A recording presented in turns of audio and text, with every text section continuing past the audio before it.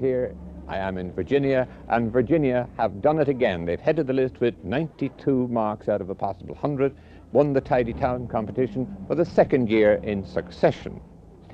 I asked them how they did it down here. Any big projects? No, they said it wasn't big projects that did it. It was attention to detail and sheer methodical hard work. For instance, just behind me here, there's a row of, believe it or not, 140 yew trees. Well, the people of Virginia came with their shears during the year and clipped each one of those 140 yew trees. Well, you just imagine the kind of determined, devoted labor it needs to clip 140 yew trees, and you have something of the spirit of the people of Virginia. Apart from that, they have 5 new flower beds in the town. They have barrels of flowers all over the place. They've added to them too during the winter. Practically every house in the town has had a new coat of paint. And of course they painted the flower barrels too during the winter in the town hall, at their meetings or after their meetings or between their meetings. But their biggest single project during the year was a complex of things down at the lake, beside the lake which is of course one of the great attractions of the town. They built a fishing pier. From that pier you can catch anything from a perch to a trout. And they built a launching ramp and a boat haven, because, of course, they have a lake, a lovely lake in Virginia, and they aim to make the most of it. Now, I'd like you to meet 2 of the men who made this second victory possible. There's Harry McQuaid, the chairman of the committee, and Andrew Clarke.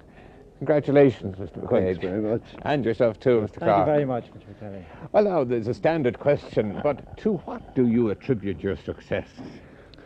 Hard work and keenness of a few of the members to give a lead to the rest of the town, and the rest of the town backed us up. I must say that, in the way of keeping clean and doing the houses and clipping grass. And our secretary, of course, had all the hard work to do.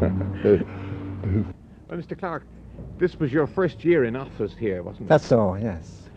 Well, how did you find it? Did you find it easy to get cooperation? Yes, I found it very easy to get cooperation from all round. Very easy indeed. Made our work very easy. And we realised here that we have a really beautiful town, and we want to make it even more beautiful. Have you got a long tradition, do you think, of keeping the town well? Does it go Yes, Virginia was always a tidy town. Even way back it has been commented on in ancient writings, in ancient papers, that it has been a very clean town. Litter, you know, is our big problem here in Virginia. A very special problem, because we have very heavy passing traffic. We have thousands per week come into our carnival dancing here, and big numbers come into the lake shore to spend the evenings, Sunday evenings and summer evenings at our lake shore, and they all contribute to our litter problem. This year we organised the children into little teams and gave each team a section of street to maintain, and got up a little bit of rivalry between the teams, and they did a wonderful job, a really tremendous job. But your main ambition will be to keep as good as you are. If we keep as good as we are, we're very good, only to keep it clean. Do you want to win do you aim to win it for the 3rd time? Well, I dare say we do aim to win it for the 3rd time. But if somebody else comes along and beats us fair and square, we'll be the first to congratulate them. Well, there you have it. There's the Virginia success story. The story of a town that resolved not only to tidy itself up, but to keep itself tidy when it got that way. And it's well worth your while to come down and look. As you can see from the signpost, it's only 52 miles from Dublin, and 51 to Enniskillen, for instance, a halfway house between Dublin and Enniskillen.